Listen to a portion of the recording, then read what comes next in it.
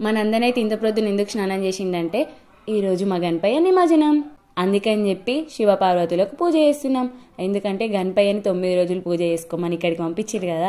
ఇక కోరుకున్న కోరికలు నెరవేరాలని చెప్పి ఇక గణపయ్యని అయితే గంగమ్మ వాళ్ళు క్షేమంగా సాగనంపాలని చెప్పి ఇక శివపార్వతులకైతే పూజ చేసినాం. ఇదే లాస్ట్ రోజు కాబట్టి ఆ గణపయ్యకు గరక దండును బంతిపూల దండ ఇద్దాం అనుకున్నాం. ఇక అందుకనే గనిని బంతిపూలను గరక తీసుకొని రమ్మన్నా. పొద్దు అలా పోయి తీసుకొని వచ్చిండు. నేనేమో దండ అల్లుతున్నా. ఈ దండ ఇప్పుడు కాదు, మళ్ళీ సాయంత్రం కొబ్బరికాయ కొట్టి అప్పుడు దండేస్తాం. ఈ ఎలక వాహనం గణపయ్యనేమో వైషుది, ఈ కాండవ వేసుకున్న గణపయ్య సిద్ధు వాళ్ళది.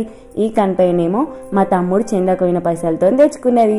ఈ పెద్ద గణపయ్యనేమో మా దేవునత్తమ్మ కొనిచ్చింది. ఇదే లాస్ట్ రోజు కాబట్టి గణపయ్యని మంచిగా తిప్పుతున్నా. మనం దేవునికి ఏం చేసినా సరే గాని మంచి మనసుతో చేయాలి. మేమైతే గరకతో బంతిపూలతో మంచి దండ అయితే అల్లినాం. అది నెక్స్ట్ వీడియోలో చూపిస్తా.